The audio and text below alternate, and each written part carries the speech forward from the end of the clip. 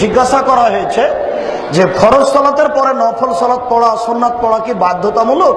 জি না, নফল সুন্নাত বাধ্যতামূলক নয়। আপনার না পড়লেও চলবে, তবে পড়লে অনেক নেকি হবে। যেমন কেউ যদি জোহরের আগে 4 পরে 2 পড়ে, তাহলে তার জন্য জান্নাতে ঘর বানানো হবে।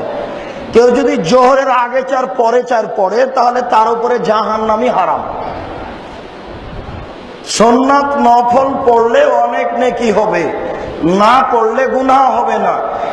একদিনও যদি 12 রাকাত সুন্নাত না পড়েন তো পাপ হবে না।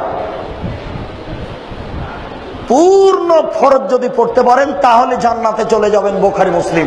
তবে নফল পড়া ভালো, অনেক নেকি হবে। আমাদের দেশের অনেক আলেম ডাক্তার জাকির নায়েক ইহুদিদের দালাল বলে থাকেন।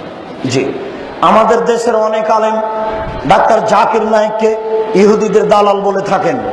নাউজুবিল্লাহ।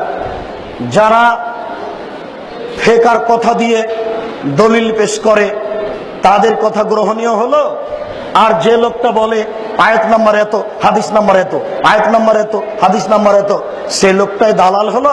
শোনেন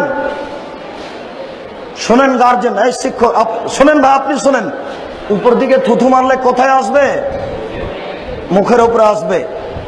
যারা ফেকা দিয়ে ধর্ম প্রচার করে তারাই কি করে বলে যে জাকির নায়েক ইহুদিদের দালাল?